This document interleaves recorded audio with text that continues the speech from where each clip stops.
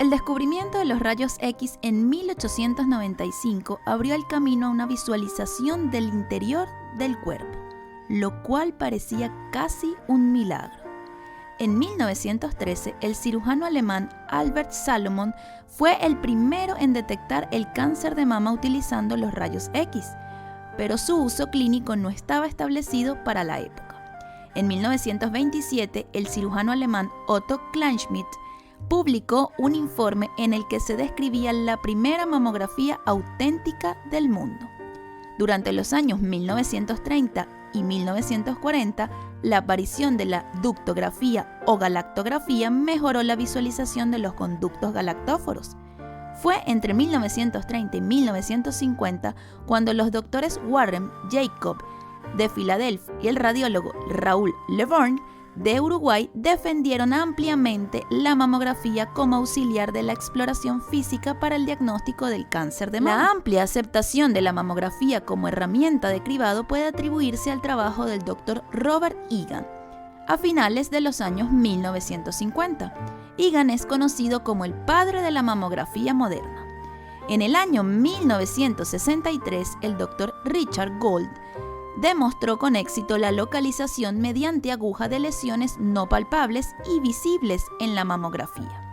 La seroradiografía, una técnica de obtención de imágenes adaptada a partir de la fotocopia serográfica, aumentó en popularidad durante los años 1970, pero se reemplazó por el uso de la mamografía analógica, Screen Film Mammography, SFM, por sus siglas en inglés. La técnica de SFM, utilizada en los años 1980 y 1990, podía producir imágenes más vívidas de los tejidos mamarios densos. En 1987 se inició un programa de acreditación de mamografías y fue en 1992 cuando todos los centros de mamografía de los Estados Unidos debían tener obligatoriamente acreditación y certificación. El primer informe del Sistema de Información y Notificación de Imágenes Mamarias, que permitió la elaboración de informes estandarizados de mamografías, se publicó en 1993. La mamografía digital se introdujo a finales del siglo XX y recibió la aprobación de la FDA en el año 2000. La mamografía digital permitió a los radiólogos manipular el contraste de las imágenes, de forma que se hizo posible una mejor identificación de las masas presentes en la glándula mamaria. El uso de la mamografía como técnica de detección de lesiones mamarias fue hace menos de un siglo, en el año 1960, y aún se sigue utilizando, por supuesto, con equipos mucho más modernos. En el año 2011, la FDA aprobó la tomosíntesis digital de mama, que produce una vista similar al 3D a partir de las imágenes de corte transversal de la mama.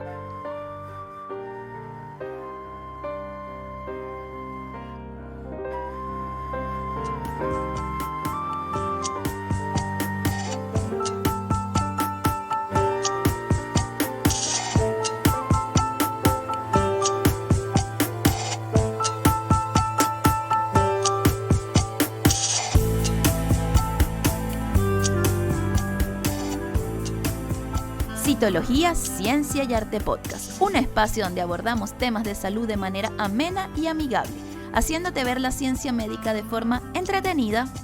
Yo soy Elizabeth García, bioanalista y citotecnóloga de profesión, divulgadora científica y apasionada de la vida que se esconde bajo la lupa del microscopio. Este espacio llega a ustedes gracias a la Academia Citología, Ciencia y Arte. Conoce sus cursos y diplomados, mantente actualizado y visita su web citologiacienciayarte.com. Además, puedes seguirlos en Instagram, @citologiacienciayarte.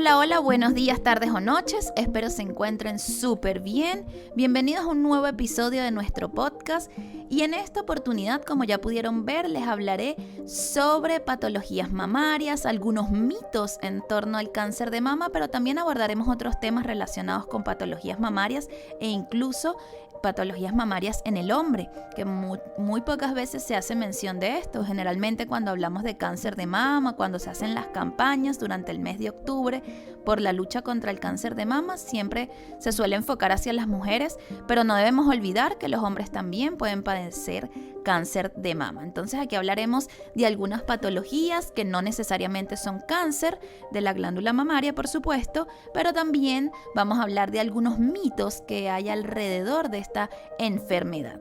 Así que en esta primera parte me voy a enfocar exclusivamente en los mitos que hay alrededor del cáncer de mama. Así que comencemos con el primero de ellos. Se suele pensar que no tendré cáncer de mama si no tengo antecedentes familiares de esta enfermedad. Y esto no es verdadero, esto es falso.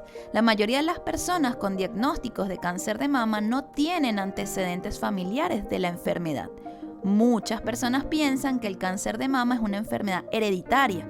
Sin embargo, se cree que el 5 al 10% de los casos de cáncer de mama son hereditarios. De todos modos, tener antecedentes familiares marcados de cáncer de mama por alguno de los lados de la familia, bien sea de la familia materna o paterna, constituye un factor de riesgo importante y por supuesto se debe tomar con seriedad. Pero no quedamos exentos de que aquellos que no tengamos antecedentes familiares no quedamos protegidos contra el cáncer de mama. Eso no es así, esto es una enfermedad que puede afectar a cualquier persona, hombres o mujeres, con antecedentes familiares o no. Así que rompemos ese primer mito. Otro mito es: si tienes un peso saludable, haces ejercicio con regularidad, comes sano y limitas el consumo de alcohol, no tienes por qué preocuparte por el cáncer de mama. Falso. Nosotros podemos llevar una vida muy saludable, hacer ejercicio, comer súper saludable, tener una dieta balanceada, y eso no necesariamente nos va a proteger contra el cáncer, no solo contra el cáncer de mama, sino contra los cánceres en general. Como vimos en nuestro episodio sobre el origen del cáncer, los factores que llevan al desarrollo del cáncer son muchos. Existen muchos factores, no solo la alimentación o el ejercicio, existen una cantidad de factores. Así que no estamos exentos de poder desarrollar algún tipo de cáncer y mucho menos cáncer de mama. Si bien estas conductas pueden ayudar a disminuir el riesgo de desarrollar cáncer de mama, no pueden eliminarlo. Yo puedo tener una vida saludable, hacer ejercicio, comer de forma saludable, pero no lo es todo. Y vean, si no lo han escuchado, los invito a que escuchen el episodio El origen del cáncer y allí explico cómo se origina el cáncer. Valga la redundancia del nombre del episodio, ¿no? Existen pruebas de que todas estas conductas pueden ayudar a disminuir el riesgo de padecer cáncer de mama. Sin embargo, no pueden garantizar que nunca desarrollarás la enfermedad. Es importante realizarse las pruebas de detección y, por supuesto, el autoexamen de mama con regularidad y prestar mucha atención a cualquier cambio inusual que se produzca en tus glándulas mamarias. Esto aplica tanto para hombres como para mujeres. Otro mito que también es súper popular es el uso del sostén. Se suele pensar que el uso del sostén provoca cáncer de mama. No existen pruebas de que el uso del sostén provoque cáncer de mama. Cada tanto tiempo en los medios de comunicación, en el internet, se fomenta este mito de que usar el sostén aumenta el riesgo de desarrollar cáncer de mama, y una de esas teorías es sobre todo los sostenes que tienen aro, que esto puede reducir el flujo linfático fuera de la mama. Es una teoría. Lo que provoca el que no pueda fluir este líquido linfático fuera de la mama suele provocar que las sustancias tóxicas se acumulen en el tejido mamario y que pudieran llegar a generar el cáncer. Esa es una teoría que se tiene o que se ha pensado. Sin embargo, no hay pruebas que respalden dicha teoría. O sea, hasta el día de hoy no se ha confirmado que esto sea de esta manera. En un estudio que se realizó en 2014, en donde participaron 1.500 mujeres diagnosticadas con cáncer de mama, no se detectó un vínculo directo entre el uso del sostén y el cáncer de mama. Entonces, hasta el momento no es algo que haya sido demostrado, y Algo importante a mencionar en relación al tema del uso del sostén es que muchas veces nosotras las mujeres utilizamos la talla de sostén incorrecta. Eso suele pasar, eso es bastante común, más común de lo que pensamos. Entonces también es algo que debemos chequear. Recuerden que no es solamente el tamaño de nuestras mamas, sino también de nuestra espalda. Entonces se tienen que medir la espalda, el busto, el tamaño de las mamas y tomar en cuenta todo eso antes de comprar un sostén y, por supuesto, lograr encontrar la talla adecuada. Así que eso también es súper importante. Además, hoy día existe una gran variedad de sostenes de esta prenda íntima que utilizamos las mujeres. Existe una gran variedad, así que prueben las que se ajusten y las que, por supuesto, les queden mucho más cómodas. Eviten utilizar prendas íntimas que les aprieten, que les lastimen. Si ustedes utilizan un sostén que les deja marcas en la piel después de que se lo quitan, pues evidentemente ese no es el más adecuado para ustedes y lo más probable es que ni siquiera sea su talla, porque un sostén, una ropa que utilicemos no tiene por qué dejarnos marcas y mucho menos causarnos incluso irritaciones o lastimarnos la piel. Eso hay que revisarlo y por supuesto las invito a que lo revisen y a que revisen la talla que están utilizando si es la correcta. Si ven que les aprieta, que les lastima, seguro que la talla que utilizan no es la adecuada. Así que verifiquen eso es súper importante. Otro mito que también es bastante común es que el cáncer de mama siempre va a generar un bulto o una masa que yo puedo palpar. Y no siempre va a ser de esa manera. Es posible que el cáncer de mama no produzca bultos o no produzca una masa palpable. A veces se piensa que el cáncer de mama siempre se va a manifestar con la presencia de una masa o de un nódulo que se puede palpar en el autoexamen. Se suele utilizar este razonamiento como excusa para evitar hacerse la mamografía. Entonces muchas mujeres suelen pensar, bueno, yo no me palpé nada, no me voy a hacer la mamografía porque quiere decir que no tengo ningún nódulo, estoy libre de cáncer. Y no es así. Siempre deben realizarse la mamografía aunque en el autoexamen ustedes no hayan percibido ninguna masa. Sin embargo, algunos cáncer de mama no siempre van a generar estas masas palpables o estos bultos o estos nódulos, como también se les conoce. Para el momento en que este cáncer genera una masa, muchas veces ya están en estadios bastante avanzados. Puede ser que incluso ya en el momento en que yo me estoy palpando algún nódulo de un tamaño considerable, incluso puede ser que ya el tumor haya migrado hacia los ganglios linfáticos. Entonces, por eso es tan importante realizarse las mamografías. Aunque se realice en el autoexamen, lo cual deben realizar, obviamente, siempre todas las mujeres y los hombres también las mujeres deben realizar su mamografía regular. Eso es súper importante. Existen otros mitos sobre los tipos de bultos o de los tipos de masas que se presentan. Por ejemplo, se suelen pensar si el bulto es doloroso, no es cáncer de mama. O también se piensa si el bulto, la masa que te estás palpando es lisa y se desplaza libremente bajo la piel, tampoco es cáncer. Eso no es tan cierto así. Para determinar si es un cáncer o no, siempre deben acudir a un profesional de salud que debe revisar las características de esa masa que están observando y además les van a hacer exámenes adicionales, porque no es solamente palpar, no es solamente la radiografía. Si ustedes llegaran a presentar un nódulo o alguna masa, lo más probable y lo más seguro que les van a realizar, uno de los exámenes va a ser la punción, que es un examen de citología, un PAF que se le conoce, con las siglas PAAF, PAF. Un PAF de mama, que es una punción, y se extrae el material que está allí, las células que están allí, y se envían al laboratorio y nosotros los profesionales de anatomía patológica, patólogos, citotecnólogos, nos encargamos de visualizar lo que está allí y de determinar si las células que se observan allí son benignas o malignas. Ese es uno de los exámenes que se hacen cuando ustedes tienen o cuando alguna paciente presenta un nódulo en cualquiera de sus glándulas mamarias. Entonces, no basta con hacerse el autoexamen, deben hacerse la mamografía y deben acudir al médico ante cualquier nódulo que presenten. No de confiarse, no, porque es pequeñito, o porque no me duele, o porque sí me duele.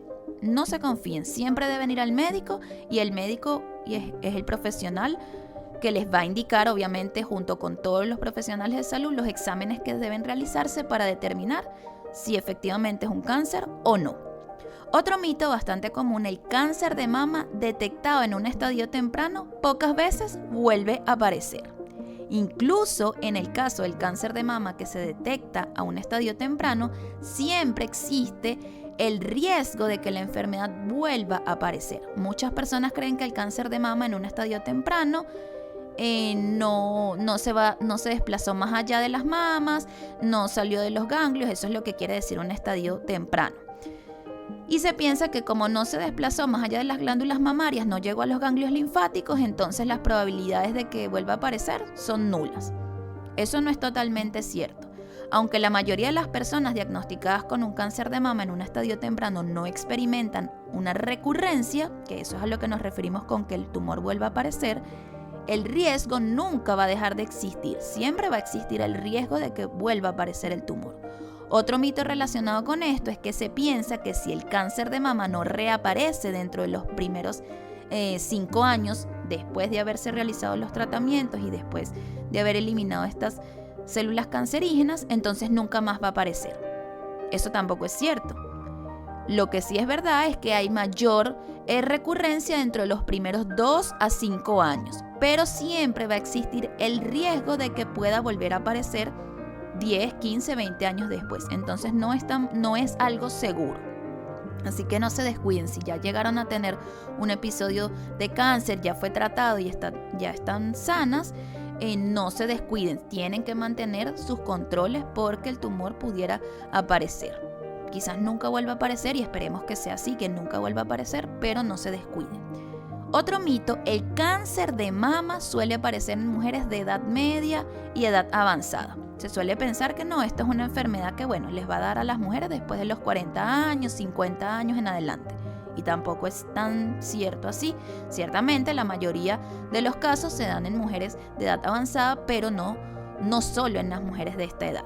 Las mujeres más jóvenes pueden presentar cáncer de mama y lo hacen. De hecho, hay casos de cáncer de mama en mujeres jóvenes, al igual que en hombres. Eso también es importante recordarlo. Los hombres también pueden padecer cáncer de mama. Es verdad que ser mujer y envejecer son factores de riesgo principales para desarrollar el cáncer de mama. En 2017, alrededor del 4% de las mujeres con cáncer de mama o de los diagnósticos de cáncer de mama invasivo se diagnosticaron en mujeres menores de 40 años, el 23% en mujeres alrededor de los 50, el 27% en mujeres de 60 a 69 años. Aunque el 4% pudiera sonar como una cifra bastante baja, que fueron los casos que se diagnosticaron en mujeres menos de 40 años, no es cero, es decir, que existe una probabilidad. Es menor, pero existe. Por eso no nos debemos descuidar nunca. Este porcentaje significa que de cada 25 casos de cáncer de mama invasivo, uno se desarrolla en una mujer menor de 40 años. Las mujeres de todas las edades deben prestar atención a sus mamas, hacerse el autoexamen e informar acerca de cualquier cambio que observen en sus glándulas mamarias a sus médicos. Además, sí deben insistir a sus médicos en que se descarte un cáncer de mama si es que ustedes perciben algún síntoma que les genere preocupación. Deben insistir, y si ustedes no se sienten cómodas o no están conformes con las respuestas que les haya dado su médico, vayan a otro médico, porque al final es la salud de ustedes. Y si ustedes no se sienten seguros de que lo que les dijo X médico, vayan a otro, hasta que ustedes se sientan y estén convencidas de que lo que les están informando, ustedes se quedan tranquilas. El cáncer de mama en hombres es aún menos frecuente, pero ocurre. Con frecuencia la gente cree que los hombres no pueden padecer cáncer de mama porque no tienen mamas, pero sí tienen tejido mamario. No tienen su tejido mamario desarrollado como los tenemos las mujeres, pero sí tienen tejido mamario. El cáncer de mama en hombres corresponde a menos del 1% de todos los cánceres de mama diagnosticados en los Estados Unidos. Ciertamente el cáncer de mama en hombres es muy poco frecuente, pero suele diagnosticarse en un estadio mucho más avanzado, ya que los cambios y masas habitualmente no hacen que los hombres y sus médicos piensen en cáncer de mama. Es necesario también controlar los cambios en las mamas masculinas. Es importante que los hombres también se hagan sus exámenes de mama, su autoexamen de mama. También se palpen, también se miren al espejo si ven alguna irregularidad en su piel. Entonces es muy importante porque también existe cáncer de mama en los caballeros. Así que no deben descuidarse ni hombres ni mujeres. Otro mito es: al terminar el tratamiento para aquellas pacientes que han tenido cáncer de mama, se suele pensar que una vez que se termina el tratamiento, se terminó todo lo que tiene que ver con el cáncer. Y eso no es así. El cáncer de mama puede afectar la vida y el bienestar de las personas durante mucho tiempo. Muchas veces las personas diagnosticadas con cáncer de mama manifiestan que sus familiares y amigos esperan que puedan seguir adelante con sus vidas justo después de que terminan el tratamiento, como la cirugía, la radioterapia y quimioterapia.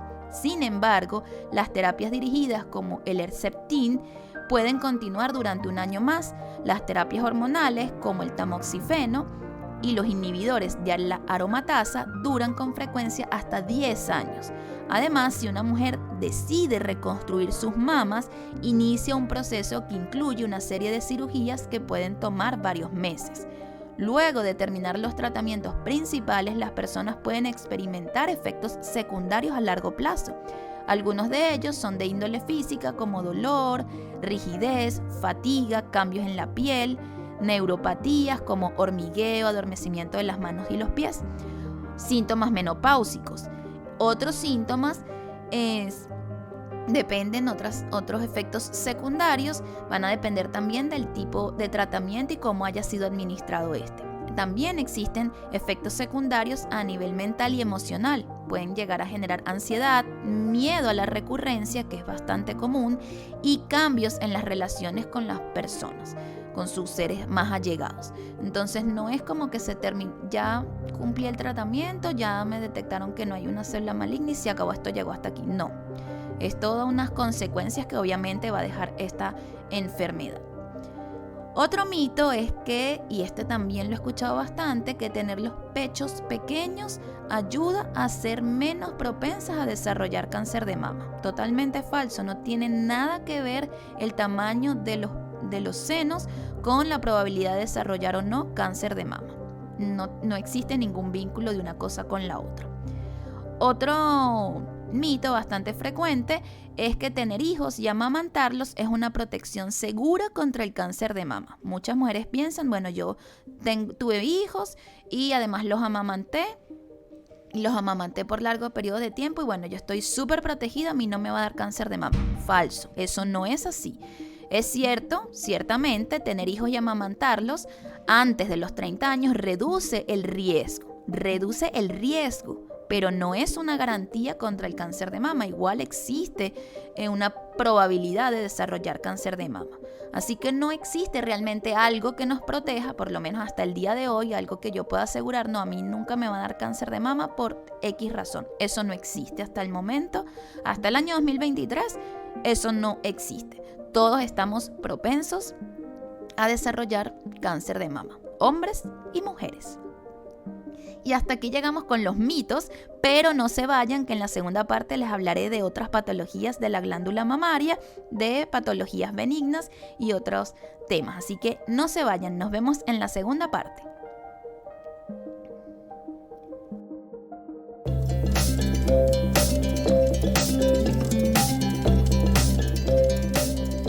Cito curiosidades.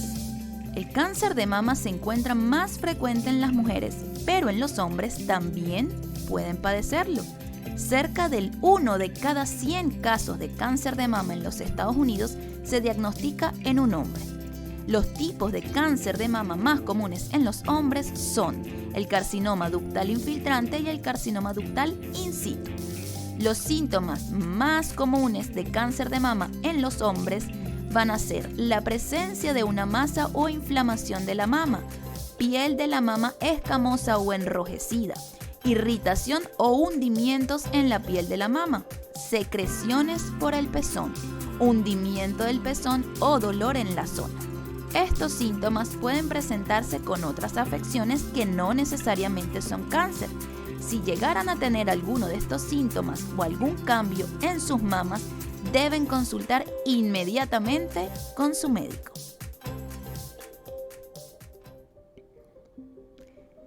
Volvemos en esta segunda parte y en esta ocasión les voy a hablar de, como les mencionaba en la parte anterior, de algunas patologías benignas. Nada que ver con cáncer de mama, pero algunas patologías bastante comunes en la glándula mamaria. Por suerte, más del 80% de las consultas por enfermedades de la mama se deben a patologías benignas. Vean que entonces no siempre que yo me palpe un nódulo necesariamente va a ser algo maligno. La gran mayoría de las veces son patologías benignas. Y de hecho, cuando nos llegan a nosotros al laboratorio de anatomía patológica las punciones de mama o las secreciones, que ya vamos a hablar un poco de las secreciones, generalmente son diagnósticos benignos. Y eso, por supuesto, es positivo. Es bueno de que no se trate de cáncer. Sin embargo, es normal que si detectas cualquier bulto o alteración en tus mamas, te alarmes. Eso es completamente normal, porque la mayoría de las mujeres desconoce la existencia de estas lesiones benignas. Siempre, como les decía, siempre nos llenan de información sobre el cáncer de mama y el cáncer de mama, y se hacen estas campañas y obviamente es súper bueno que se haga esto porque es muy importante mantenerse informado. También debemos recordar que existen patologías benignas, procesos inflamatorios, otras patologías que no son cáncer. Entonces, no asustarse así como que ya tengo cáncer, sino siempre, por supuesto, acudir al médico. En general, suelen ser alteraciones de tipo funcional, de tipo inflamatorio o infeccioso. Las lesiones más comunes son los quistes mamarios y los fibroadenomas. Pero también pueden aparecer abultamientos de grasa en la piel, que son los llamados lipomas, y papilomas intraductales, que es un tipo de nódulo benigno que se ubican en los conductos por donde se secreta la leche. Distinguir unas lesiones de otras es algo que solo puede hacer un experto. Por supuesto, expertos en el área de la salud. Los médicos son los encargados de esto y, por supuesto, con todo el personal de salud, como el personal del laboratorio, que somos los que vamos a ver sus muestras y a determinar qué tipo de células se están observando allí, si son correspondientes con un cáncer o no, o con qué tipo de enfermedad. A menudo va a ser necesario que se les realicen pruebas para ofrecer un diagnóstico, pruebas como la citología mamaria, que claro, con la consulta ustedes no les van a decir citología mamaria, sino les van a decir que les van a hacer una punción.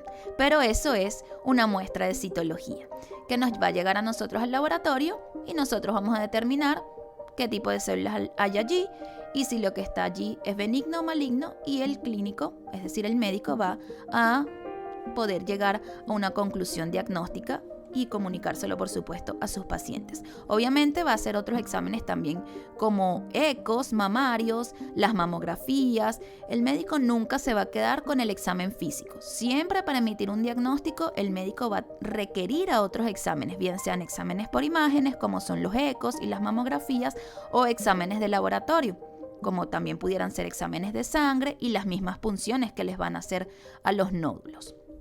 Incluso si llegan a presentar secreciones por las mamas, ese líquido que sale de las secreciones también se analiza al microscopio y se les toma una muestra de ese líquido, se extiende en una lámina y se lo envían al laboratorio de anatomía patológica, y nosotros, los que trabajamos allí, nos encargamos de determinar de qué se trata. Y eso, aquí antes de entrar en las patologías, aclararles que si en algún momento presentan una secreción por sus mamas, obviamente fuera de lo que es el periodo de lactancia, en el caso de las mujeres, deben siempre acudir a su médico para ver qué es lo que hay en esa secreción. Esa secreción se puede analizar al microscopio y se puede determinar qué células están allí, si es que existe alguna enfermedad maligna como un cáncer. Eso se puede ver, eso se analiza de hecho. Entonces exíjanle a su médico: yo quiero que analicen qué es lo que hay en esta secreción. Eso es súper importante. Y por supuesto, en el caso de los caballeros, jamás los hombres deberían tener ninguna secreción por el pezón. Con más razón deben acudir al médico a verificar qué es lo que está pasando allí. Porque ya vamos a hablar un poco sobre las secreciones, que incluso pueden ser patologías que no necesariamente están asociadas a la glándula mamaria. pero bueno, ya lo hablaremos más adelante. Vamos a hablar de los quistes mamarios, que es una de las lesiones bastante comunes de las glándulas mamarias. Generalmente tienen un tamaño que puede ir desde 1 milímetro, vean que pueden ser bastante chiquititos, hasta tener varios centímetros. Los quistes se deben a una acumulación de líquido dentro de las glándulas mamarias y por ello suelen ser blandos al tacto. Su aparición y crecimiento se relaciona con los cambios hormonales, pero también se pueden formar debido a una infección o al bloqueo de un conducto. Pueden aparecer a cualquier edad y son más frecuentes de lo que muchas mujeres creen y característicos de algunos tipos de mama, como las mamas que son densas y fibrosas, que acumulan más tejido fibroglandular. En general, no requieren tratamiento ni ningún tipo de intervención. De hecho, en la mayoría de los casos suelen pasar desapercibidos porque son muy pequeños y no los notamos, aunque se pueden llegar a observar en las mamografías y en las ecografías de control. Además, no duelen, aunque en algunos casos se puede presentar un poco de dolor en la zona o mayor sensibilidad, sobre todo en los días previos a la menstruación. Si son quistes de gran tamaño y que llegan a molestar, puede ser necesario vaciarlos. Y este procedimiento de vaciar el quiste, pues obviamente lo realiza el personal médico mediante una punción. Drena el contenido de ese quiste e incluso ese contenido de quiste también se envía al laboratorio de anatomía patológica para determinar que lo que esté allí sea células normalitas y nada de qué preocuparse. Otra patología es la llamada galactocele, que es un quiste único que contiene leche líquida o espesa. Se forma debido a una dilatación de un conducto galactóforo. Los conductos galactóforos son estos que transportan la leche desde los lóbulos mamarios hasta el pezón. Este tumor está relacionado, hablamos de tumor, recuerden que existen tumores benignos y malignos. Esto es benigno, el galactocele es algo benigno. Este tumor está relacionado con la lactancia y suele desarrollarse cuando ésta se interrumpe bruscamente o cuando por algún motivo esa zona mamaria no se ha vaciado correctamente. Habitualmente desaparecen con la aplicación de calor local y masajes para facilitar el drenaje de este líquido. Luego vamos a tener a los fibroadenomas, que también son bastante frecuentes. Aparecen con frecuencia en mujeres jóvenes entre los 15 y 30 años.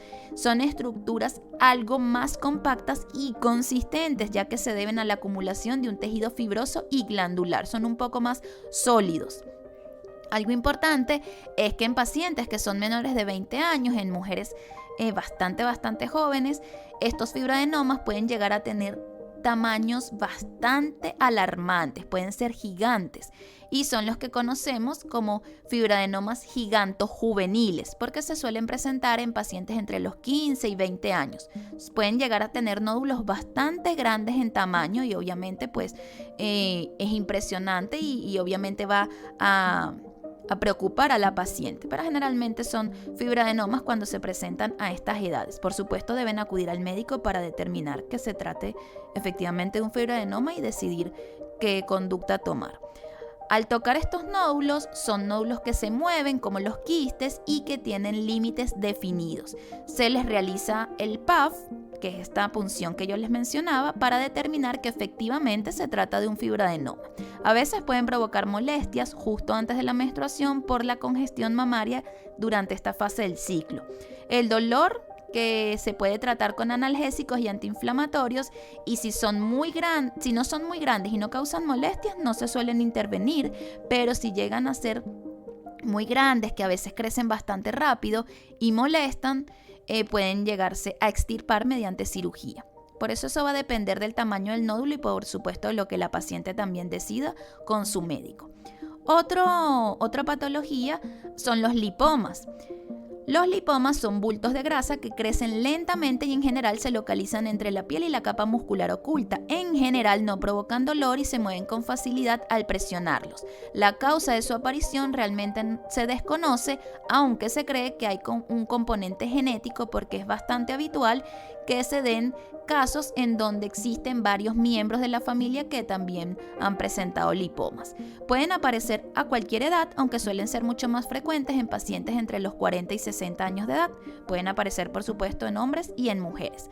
Normalmente no necesita un tratamiento, pero si llegara a ser molesto o a provocar dolor, pues se puede llegar a extirpar mediante una intervención quirúrgica. Luego tenemos los papilomas intraductales. Existe un grupo de tumores benignos que pueden provocar que se secrete algo de sangre a través del pezón y estos son los papilomas intraductales. Se localizan en los conductos por donde se secreta la leche y se encuentran debajo del pezón. Su aparición es más frecuente al inicio de la menopausia. Se aconseja la extirpación completa cuando se presenta un papiloma o se sospecha que lo que está allí es un papiloma. Como generan estas secreciones sanguinolentas, es decir, con sangre, estas secreciones se mandan al laboratorio, se analiza lo que está allí en esa secreción y muchas veces se van a ver estas células de ese tumor se reportan obviamente y lo que se suele recomendar es que se extirpe ese nódulo. Porque en algunas ocasiones, de un 10 a un 30% de los casos, hay un riesgo de malignidad, hay un riesgo de que esas células pudieran llegar a tener cierto grado de malignidad. Entonces es preferible extirpar ese nódulo que suelen ser pequeños, no son nódulos tan grandes. Entonces se suele sugerir a la paciente que se extirpe y también obviamente cuando se extrae ese nódulo se manda al análisis de esa biopsia para determinar si eran células realmente benignas o no. Ahí el papiloma generalmente es benigno, pero hay algunos que pueden llegar a malignizarse. Entonces es súper importante, si tienen secreciones en el pezón, cualquiera que sean con sangre o no, siempre deben acudir a su médico. Se los recalco una vez más. Y también tenemos las mastitis, que también son bastante comunes, sobre todo en las mujeres que están lactando. Esta es una inflamación provocada por una infección de la glándula mamaria, generalmente por gérmenes o microorganismos de la piel. Se caracteriza por el enrojecimiento y dolor de la mama. Las mastitis pueden producirse, como les mencionaba, en mujeres lactantes cuando se bloquean los conductos de leche. Suelen requerir tratamientos antiinflamatorios y antibióticos y en casos que son mal resueltos se puede incluso llegar a requerir cirugía, pero generalmente se resuelven con antiinflamatorios y antibióticos. Y por supuesto son motivos de consulta con el médico. Todo lo que presenten alteraciones en sus glándulas mamarias, yo sé que soy como un poco fastidiosa con esto, pero es que es súper importante que acudan al médico. Y ya para finalizar este episodio, hablarles un poco de las secreciones que tienen aspecto lechoso, tanto en hombres como en mujeres, porque en ambos puede ocurrir. Cuando las mujeres presentemos secreciones, cualquier tipo de secreción fuera del periodo de lactancia, se debe acudir al médico y los hombres por supuesto también. Estas secreciones que son de tipo lechoso o que también se les conoce como galactorrea, pueden tener un origen que no es necesariamente en la glándula mamaria y tiene que ver con la prolactina, que es una hormona que se secreta durante el embarazo y durante la lactancia principalmente. Cuando las mujeres están lactando, esta hormona en condiciones normales va a estimular a la glándula mamaria para que produzca leche. Pero cuando no se está en periodo de lactancia podemos tener altos niveles de prolactina y puede deberse a un tumor en la hipófisis, que es donde se produce la prolactina. Entonces, por eso es tan importante que analicemos esas secreciones que estamos teniendo fuera de lo que es la lactancia y en los hombres siempre se debe analizar. Un tumor a nivel de hipófisis puede hacer que los niveles de prolactina aumenten y esta prolactina va a ir hacia la glándula mamaria, va a estimular a la glándula y va a comenzar una secreción de leche. Por eso es tan importante acudir a nuestros médicos ante cualquier anormalidad, porque no siempre las enfermedades están en el órgano que nos está manifestando algo. Puede estar en otro órgano mucho más lejano, como en este caso la hipófisis, que se encuentra a nivel del cerebro. Entonces, allí es una de las razones, este incremento de prolactina. Otra razón que no es necesariamente patológica, no es tan común, pero puede ocurrir, y a ustedes les parecerá también algo como bastante raro, pero puede ocurrir cuando existe una estimulación exagerada de las glándulas mamarias en hombres o en mujeres, sobre todo en lo que es las relaciones sexuales. Si se estimula, si existe una succión de esa glándula mamaria durante esa relación sexual constante, eso puede incluso llegar a interpretar, el cuerpo puede interpretar ese estímulo de esa succión del pezón como el estímulo de que hay como si fuera el bebé succionando en el periodo de lactancia normal. Entonces, si hay una succión constante por el pezón o de la glándula mamaria por el pezón, obviamente, pues ese estímulo puede generar que a nivel hipoficiario se comience a producir prolactina. Obviamente estamos hablando de un estímulo que sea constante e intenso. Eso puede llegar a ocurrir. No es común, pero puede ocurrir que estas personas que durante las relaciones sexuales realizan este tipo de estimulación tan frecuente pueda llegar a estimular la hipófisis y a comenzar una producción de prolactina que conlleve a una producción de leche en la glándula mamaria, tanto en hombres como en mujeres. Esto puede ocurrir. Entonces es muy importante siempre acudir al médico ante cualquier alteración en sus glándulas mamarias. Si hay secreciones, también deben acudir. No olviden hacerse el autoexamen, tanto hombres como mujeres, y por supuesto la mamografía es súper importante. Espero que este episodio haya sido de mucho interés y aprendizaje para ustedes. Pueden dejar en los comentarios las sugerencias para próximos episodios o preguntas que deseen hacer, y nos vemos en un próximo episodio. ¡Chao, chao!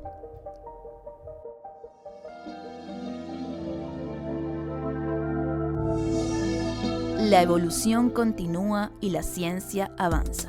Citología, Ciencia y Arte Podcast es un espacio de divulgación científica. Síguenos en Instagram, @Citología, Ciencia y Arte Podcast.